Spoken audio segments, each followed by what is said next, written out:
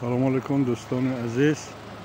اینجا دهه ماد ناحیه عینی. امروز 9 نوامبر سال 2025.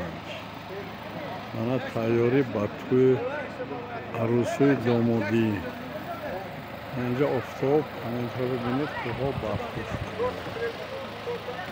مردم همه دوستان.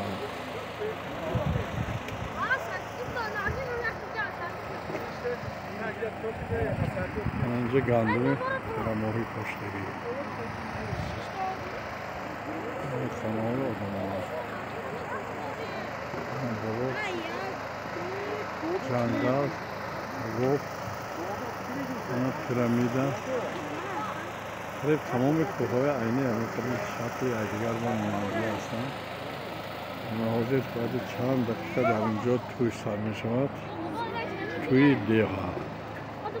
این شهرها رستوران، طلبخانه‌های بدباهی‌ها میکنن و 200 نفر آدم جمع میشه. اینجا قریب 500 نفر مردم اومده تماشا میکنن. 100-200 نفر و 6 تا خراب کردن میشه.